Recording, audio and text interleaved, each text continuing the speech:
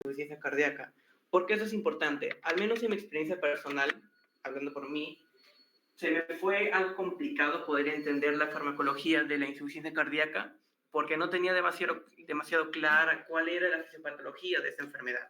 Pero si uno entiende bien cómo es que se produce esta insuficiencia cardíaca, los tratamientos que se van a seguir para abordar esa enfermedad van a quedar bastante claros. Primero que nada, una definición bastante rápida de lo que es una insuficiencia cardíaca. La insuficiencia cardíaca la vamos a entender como un estado fisiopatológico y clínico en el cual el corazón va a ser incapaz de aportar sangre de acuerdo a los requerimientos metabólicos periféricos.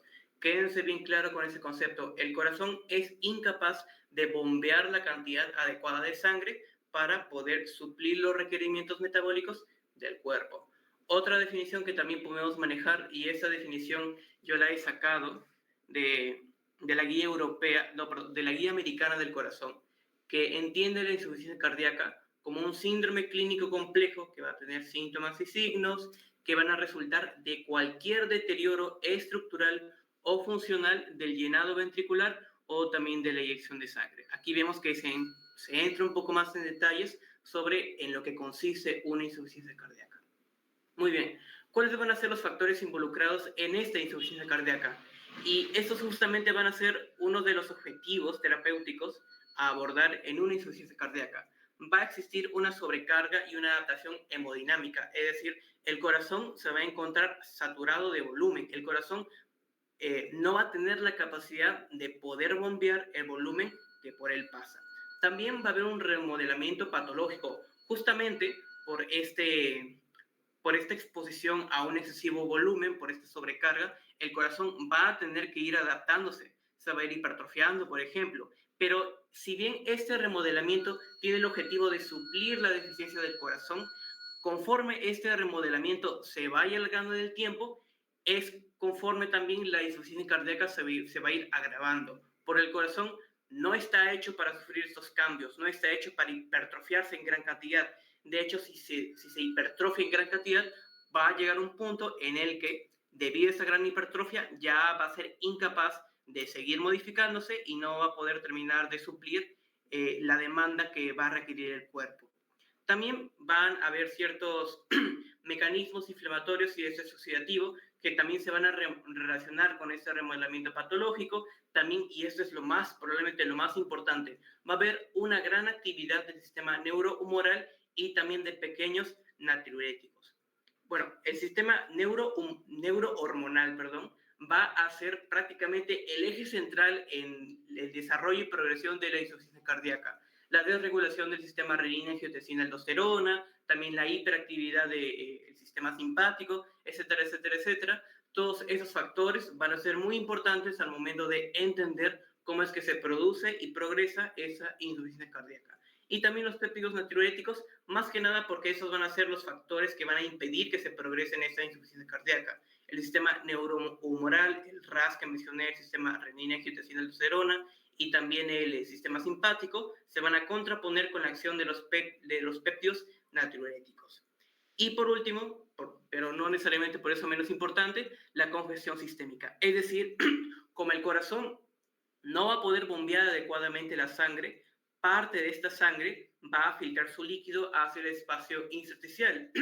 Y de este modo es que los tejidos se van a encontrar congestionados. O incluso también los vasos al su sangre no poder ser movida por el corazón, van a acumular este tejido y progresivamente se van a ir congestionando y van a generar los síntomas que van a caracterizar a una insuficiencia cardíaca.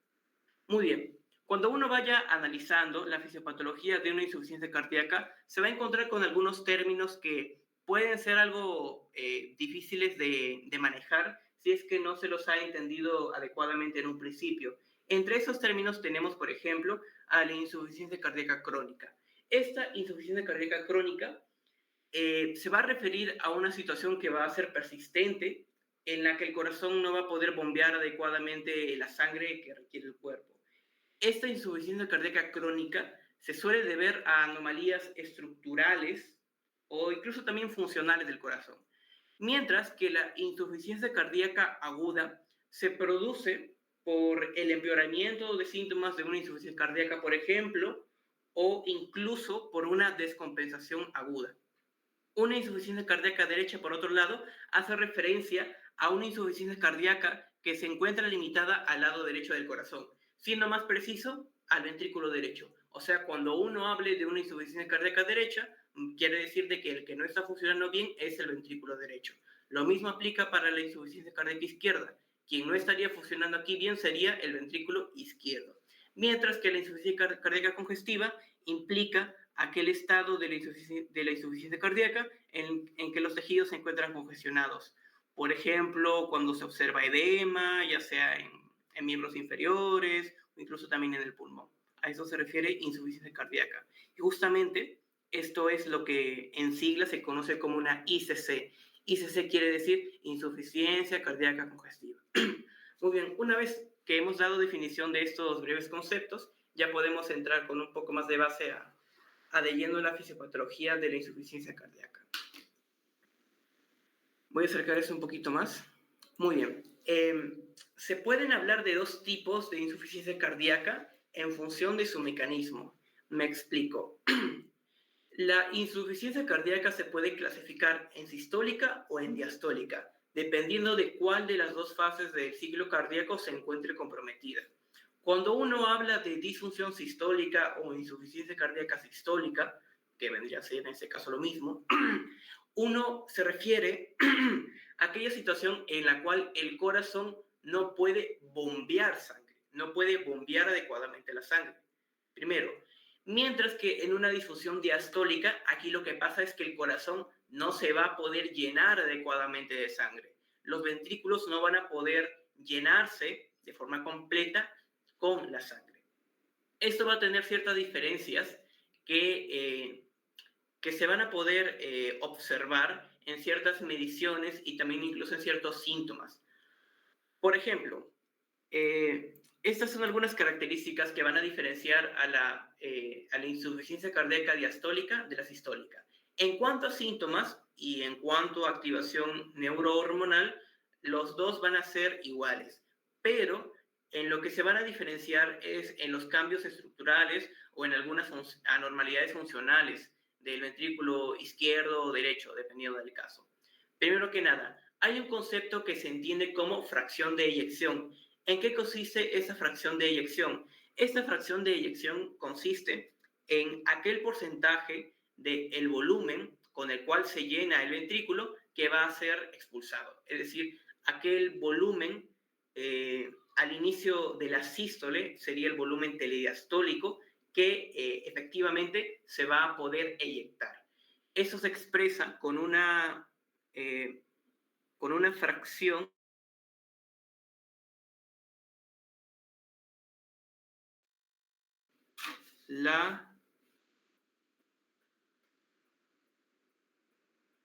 aquí está, la fracción de eyección va a ser igual al volumen sistólico entre el volumen al final de la diástole o volumen telediastólico. Muy bien. Esta es la fórmula de la fracción de eyección y se suele expresar en forma de un porcentaje. ¿Qué pasa en una insuficiencia cardíaca diastólica? Pues que esta fracción de eyección se va a encontrar normal. Mientras que en la insuficiencia cardíaca sistólica, la fracción de eyección se va a encontrar disminuida. Ese es uno de los primeros criterios que los va a diferenciar. La masa del ventrículo afectado en ambos casos va a estar incrementada por el mecanismo de hipertrofia que se va desarrollando de forma crónica. También la rigidez de la pared ventricular en el caso de la insuficiencia cardíaca diastólica se va a observar incrementada, mientras que en el caso de la insuficiencia cardíaca sistólica la vamos a observar disminuida. ¿Eso qué quiere decir? Como la rigidez va a estar aumentada en la insuficiencia cardíaca diastólica, eso explica justamente por qué el corazón tiene dificultades para poder llenarse, porque esa pared del ventrículo se encuentra bastante rígida y por lo tanto se va a requerir mayor trabajo para poder llenarlo y distenderlo adecuadamente. Es por eso que el llenado ventricular está disminuido en esta insuficiencia cardíaca diastólica. Caso todo lo contrario ocurre en la insuficiencia cardíaca sistólica.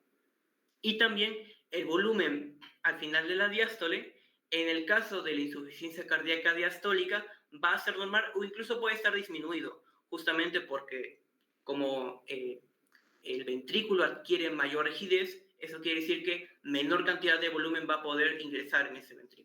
Por lo tanto, podríamos decir de que el volumen al final de la diástole, que es cuando se llena ese ventrículo, va a estar normal o, para ser más preciso, disminuido. Pero en el caso de una insuficiencia cardíaca sistólica, que ocurre lo contrario. El volumen al final de esta diástole se va a encontrar aumentado.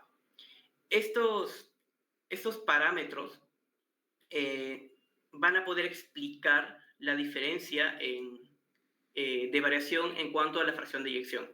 Me voy a explicar de forma más clara en la siguiente diapositiva. En la siguiente diapositiva tenemos cómo es el mecanismo fisiopatológico tanto de la insuficiencia cardíaca diastólica como también de la sistólica. Esta primera diapositiva es acerca de la insuficiencia cardíaca sistólica. Muy bien, son varios aquí los factores que van a poder causar o que van a poder derivar en una insuficiencia cardíaca sistólica. Podemos mencionar a la hipertensión o una estenosis aórtica o pulmonar. En cualquiera de estos tres casos, lo que ocurre es un aumento de la poscarga. Como hay un aumento de la poscarga, eso quiere decir que el ventrículo, ya sea derecho o izquierdo, va a tener que realizar un mayor esfuerzo para tener que vencer a esta resistencia. A esto es a lo que se conoce como una sobrecarga de presión, ya sea por una hipertensión o por una estenosis aórtica, ambos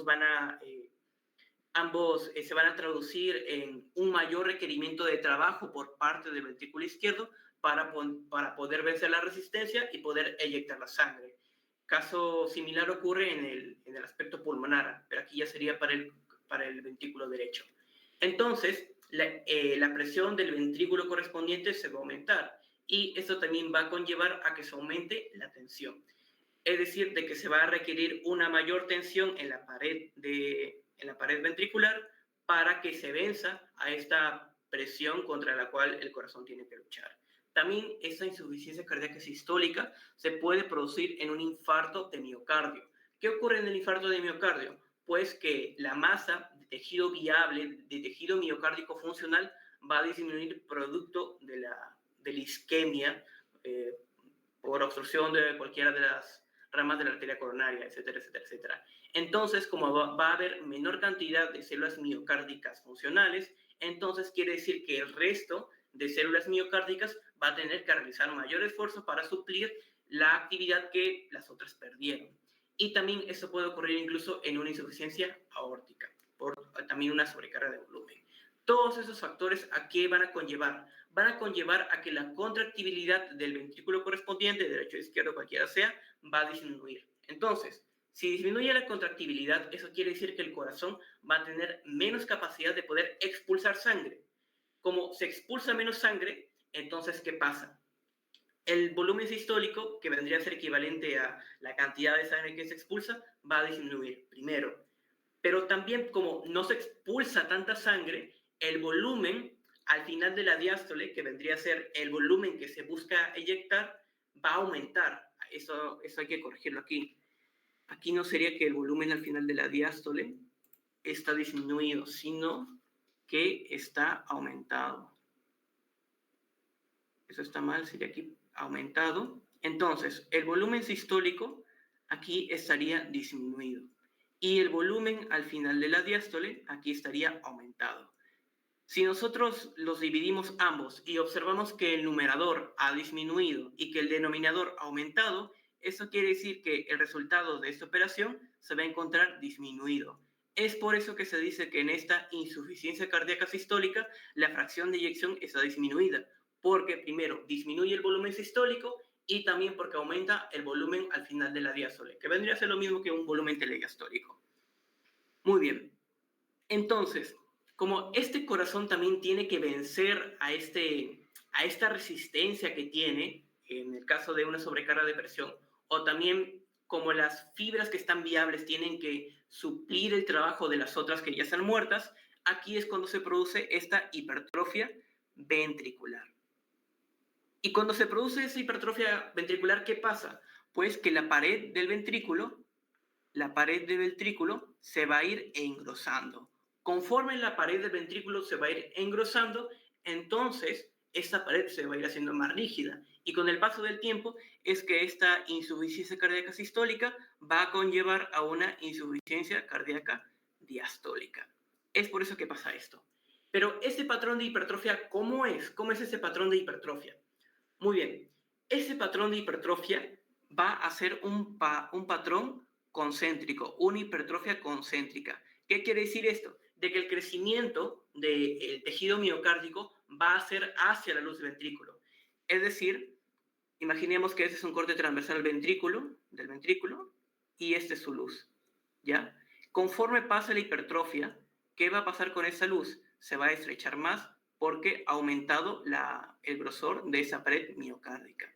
A esto se le conoce como una hipertrofia concéntrica. ¿Por qué pasa esto? Porque el ventrículo tiene que bombear más sangre, las células miocárdicas que están aquí presentes, ya sea viables o sí, las células miocárdicas viables, tienen que aumentar su tamaño y lo realizan hacia el centro para también coincidir con ese descenso del volumen sistólico, porque con ese descenso del volumen sistólico es también de que se reduce la fracción de eyección.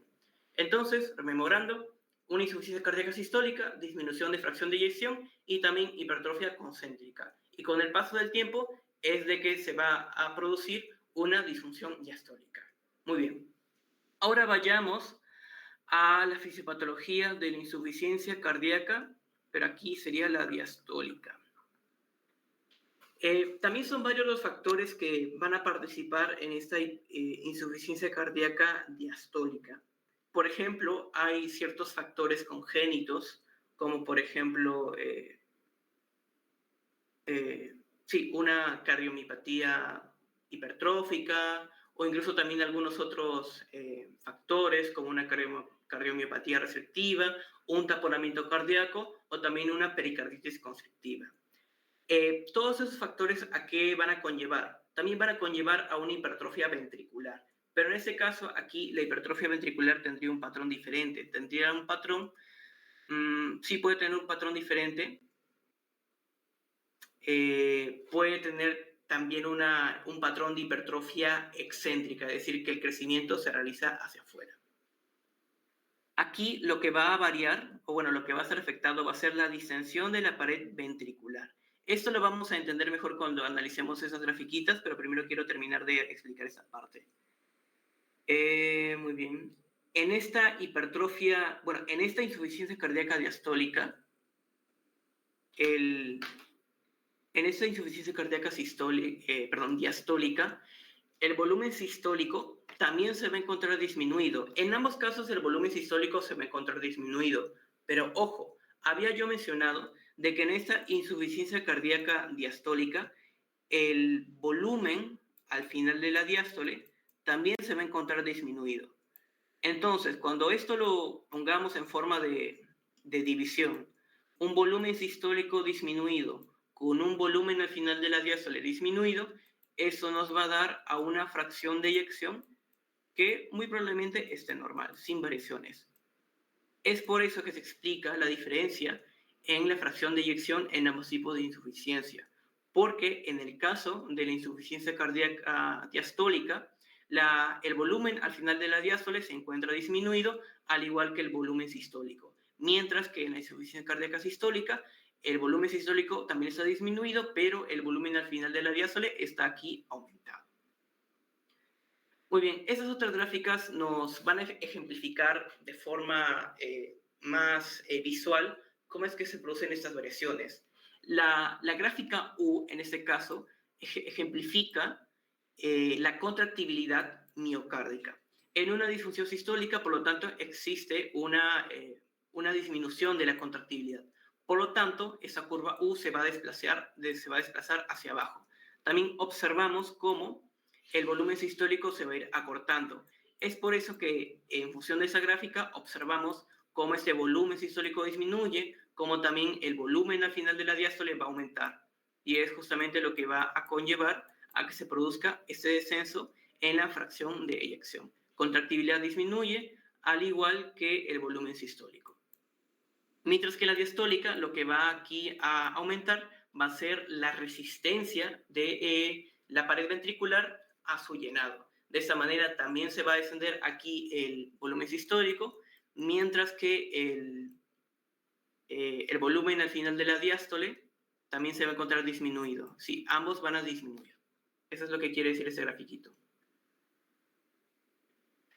Otra terminología a considerar son los conceptos de insuficiencia cardíaca, perdón, de hipertrofia concéntrica y de hipertrofia excéntrica. Ambas hipertrofias se producen por un mecanismo de remodelamiento, es decir, la adaptación del tejido miocárdico a las variaciones de presión como también de volumen. Aquí sí voy a corregir las imprecisiones que había cometido en la diapositiva anterior. La hipertrofia ventricular concéntrica se produce por una sobrecarga de presión. Ese es el mecanismo por el cual se produce una insuficiencia cardíaca, perdón, una hipertrofia concéntrica, por una sobrecarga de presión. Mientras que la excéntrica se produce por una sobrecarga también, pero en este caso sería de volumen. Por ejemplo, una insuficiencia aórtica. Con una insuficiencia aórtica lo que pasa es de que como la válvula aórtica no se puede cerrar adecuadamente, cuando el corazón eyecta el volumen sistólico y cuando se relaja, parte de ese volumen eyectado regresa y eso va a hacer que el ventrículo izquierdo se vaya llenando de volumen. Como hay un llenado de volumen, esto quiere decir de que ese volumen va a ir empujando o va a ir generando tensión sobre la pared del ventrículo y va a ir haciendo que progresivamente se vaya dilatando, vaya generando una hipertrofia pero excéntrica hacia afuera. Mientras que en la sobrecarga de presión, aquí el mecanismo es diferente, el ventrículo tiene que vencer la resistencia, por lo tanto la hipertrofia va a ser hacia el centro, concéntrica. Esa es la diferencia entre la hipertrofia concéntrica y excéntrica. Uno es por mecanismo de sobrecarga de presión y el otro por sobrecarga de volumen. Y ya para terminar esta primera parte de generalidades, voy a explicar lo que consiste una insuficiencia cardíaca derecha y una izquierda. La insuficiencia cardíaca derecha se la puede entender básicamente como una insuficiencia cardíaca del ventrículo derecho y la izquierda del ventrículo izquierdo. Pero eso se va a poder diferenciar en función de ciertos síntomas y signos. Por ejemplo, recordemos cómo es la anatomía general del corazón. Ventrículo derecho recibe aporte venoso de parte de la vena cava superior, vena cava inferior y también en parte de la vena del seno coronario, que va a drenar al tejido del corazón. Entonces, como hay una insuficiencia cardíaca derecha, lo que quiere decir es de que ese corazón derecho va a tener menor capacidad de poder ir sacando la sangre. De este modo, la sangre se va a ir acumulando de forma retrógrada, es decir, de que la sangre de la vena cava superior y de la vena cava inferior no va a poder ingresar al ventrículo derecho, porque ese ventrículo derecho va a tener dificultades para poder bombear esa sangre y por lo tanto la sangre se va a acumular en los tejidos que son drenados tanto por esa vena cava superior como también por esa vena cava inferior. Es de este modo que se produce la congestión de los tejidos periféricos. Por ejemplo, piernas, incluso también hígado, incluso también se puede generar una ascitis por este mecanismo. Aquí está, edema y ascitis en declive, este edema es gravitacional, una congestión hepática y también puede ocurrir aquí una congestión del tracto gastrointestinal. Mientras que en el ventrículo izquierdo, este ventrículo izquierdo recibe sangre de las venas pulmonares. Entonces, cuando ese ventrículo izquierdo no pueda bombear la sangre, eso quiere decir que la sangre se va a acumular a nivel de la circulación pulmonar. De esta manera es que se producen los síntomas de una congestión pulmonar. Como se va a producir una congestión pulmonar, eso quiere decir de que la membrana alveolo capilar se va a ir congestionando y por lo tanto va a hacer un poco más difícil de que se produzca el intercambio gaseoso.